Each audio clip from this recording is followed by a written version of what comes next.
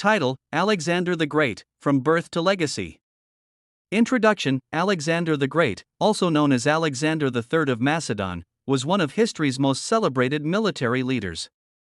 Born in 356 BCE, he became king of Macedon, conquered most of the known world by the age of 30, and left an indelible mark on history. His campaigns spread Greek culture across 3 continents, laying the groundwork for the Hellenistic world. This video will take you on a journey through his life, from his early years to his meteoric rise and his untimely death. Chapter 1: Early Life and Education, 356 to 336 BCE. Alexander was born in Pella, Macedon, in 356 BCE to King Philip II and Queen Olympias. His royal upbringing was heavily influenced by his mother, who claimed that Alexander's lineage traced back to the gods through Achilles and Heracles. His father, Philip, was a master strategist who had already begun transforming Macedonia into a powerful military state. Education.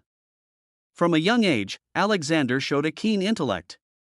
His father hired the Greek philosopher Aristotle as his tutor, shaping his education in philosophy, science, politics, and culture. Aristotle instilled in Alexander a love for Homer's epic poems, especially the Iliad, which became his favorite work, inspiring his lifelong dream of emulating the heroes of Greek mythology.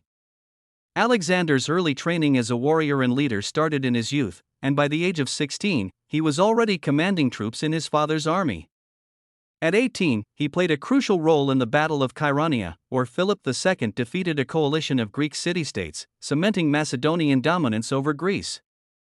Chapter 2: Rise to Power, 336 to 334 BCE. In 336 BCE, tragedy struck when Philip II was assassinated. Alexander, just 20 years old, was quickly proclaimed king of Macedon. Despite his youth, he moved swiftly to secure his kingdom, crushing internal revolts and eliminating rivals to the throne. His first test as king came from Thebes, a Greek city that rebelled against Macedonian rule. Alexander responded with force, utterly destroying the city as a warning to other states. His decisive actions solidified his control over Greece and allowed him to turn his gaze eastward, towards the mighty Persian Empire. Chapter 3: The Persian Campaign begins, 334 to 331 BCE. In 334 BCE, Alexander launched his campaign against the Persian Empire, ruled by Darius III. With an army of about 40,000 men, he crossed the Hellespont, modern-day Dardanelles, and set foot in Asia Minor.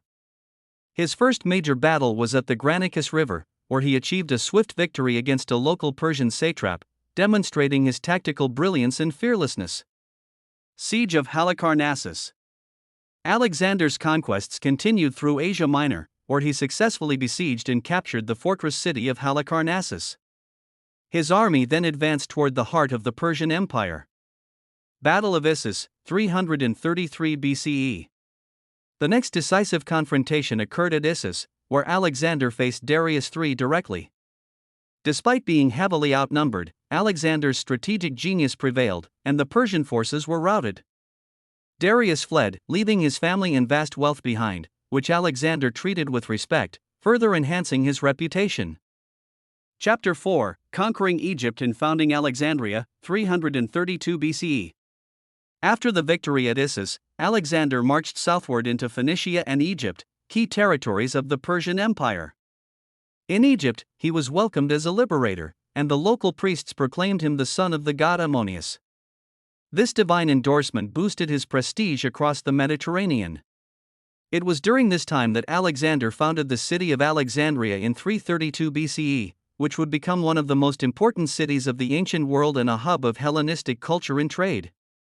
Chapter 5: The Battle of Gaugamela, 331 BCE. The final showdown between Alexander and Darius III took place at Gaugamela in 331 BCE. The Persian king had amassed a vast army, intending to crush the Macedonian forces. Despite the numerical disadvantage, Alexander's military tactics and the discipline of his troops resulted in a decisive victory. Darius fled once again, only to be assassinated by one of his own satraps. With the death of Darius, the Persian Empire effectively collapsed, and Alexander was declared the king of Asia. Chapter 6: The March to India, 330 to 326 BCE. With the Persian Empire under his control, Alexander continued his campaign eastward. His goal was to push into the unknown territories beyond Persia, including Bactria and Sogdia, regions that correspond to modern-day Afghanistan and Uzbekistan. These areas proved difficult to conquer due to their rugged terrain and fierce local resistance. Roxana. During this period, Alexander married Roxana, the daughter of a Bactrian noble, in an attempt to secure the loyalty of the local populations. His policy of encouraging intermarriage between his soldiers and local women exemplified his desire to blend Greek and Eastern cultures. The Battle of the Hydaspes River, 326 BCE. Alexander's next great challenge came in India, where he faced King Porus at the Hydaspes River. Despite Porus' use of war elephants, Alexander emerged victorious after a hard-fought battle. Impressed by Porus' valor, Alexander allowed him to retain his kingdom, becoming an ally. Chapter 7, Return and Death, 326 to 323 BCE. After years of campaigning, Alexander's troops, exhausted and longing for home, refused to march further east, forcing him to turn back. On the return journey, he faced tremendous challenges, including navigating through the harsh deserts of Gedrosia, modern-day Iran, where many of his men died due to lack of supplies. In 323 BCE, Alexander returned to Babylon, where he began planning further campaigns, including an ambitious invasion of Arabia. However, before these plans could come to fruition, he fell ill with a fever, likely malaria, typhoid, or possibly poisoning, and died on June 10, 323 BCE, at the age of 32. His death marked the end of his conquests but not his legacy. Chapter 8, The Legacy of Alexander the Great. Though Alexander's empire disintegrated soon after his death, his legacy endured. His generals, known as the Diadochi, carved the empire into several Hellenistic kingdoms, including the Ptolemaic Kingdom in Egypt and the Seleucid Empire in Persia. More importantly, Alexander's conquests spread Greek culture, language, and ideas throughout the known world, a period now referred to as the Hellenistic Age. Greek became the lingua franca of the Eastern Mediterranean and Western Asia, influencing science, art, philosophy, and government for centuries to come. Conclusion. Alexander the Great's life was short but filled with remarkable achievements. His ambition, military genius, and vision changed the course of history, and his legend continues to captivate the world to this day. Even after more than 2,000 years, his influence on world culture, politics, and warfare remains profound.